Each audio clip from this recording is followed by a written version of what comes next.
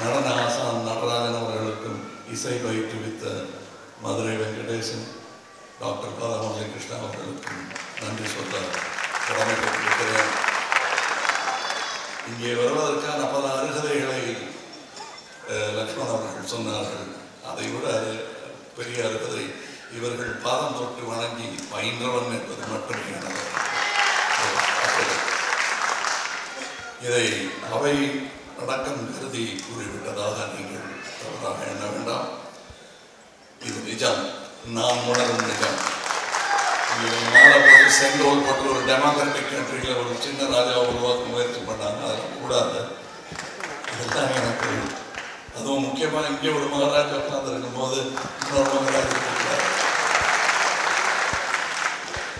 இசை அரசர்களும் நடன அரசர்களும் இருக்கும் மேடையில் நான் ரசிகனாக மாறும் ஒரு பெருமையை தான் பெருமையாக நினைக்கிறேன். இங்கே ராமலட்சுமணர்கள் என் தாயார் அவர்கள் அன்பை பார்த்தீர்கள். அந்த குடும்பத்தில் நானும் ஒருவன் என்று அவர் நினைத்தது போலவே நானும் நினைத்துக் கொண்டிருக்கிறேன்.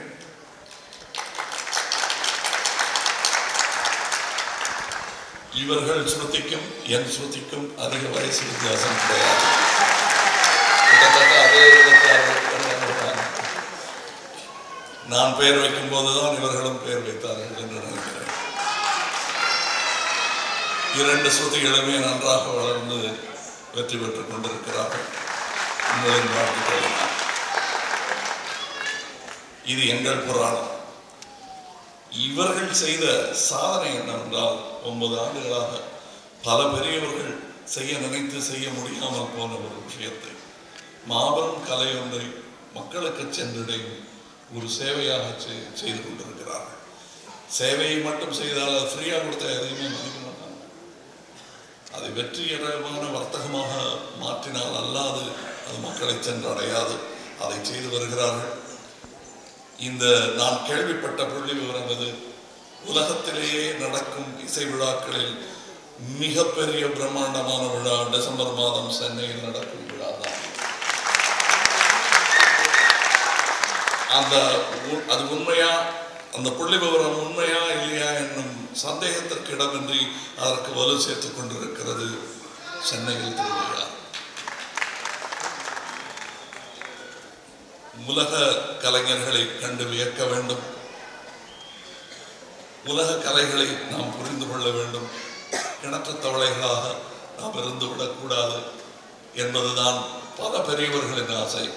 எனக்கு கற்றுக் கொடுத்தவர்கள் எல்லாம் அதைத்தான் சொல்லி தந்திருக்கிறார்கள்.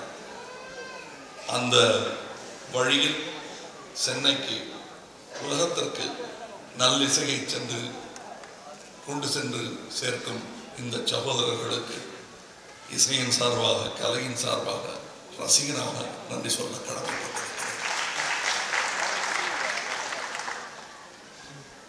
இவர்களின் அன்பு அவர்கள் சொன்னது போல் பல வருடமாக தொடர்ந்து கொண்டு வந்திருக்கிறது.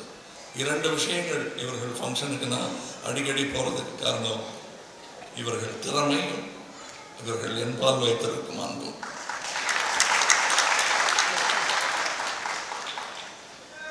திறமை நீடிக்கும் என்ற நம்பிக்கை இருக்கிறது. அன்பும் அவ்வாறே இருக்க வேண்டும் என்று வேண்டுதல். இப்பெரிய மகானுபாவர்கள் இருந்து இசைக்கும் இந்த மேடையில் என்னையும் அமர வைத்ததற்கு நன்றி கூறி விடைபெறுகிறேன்.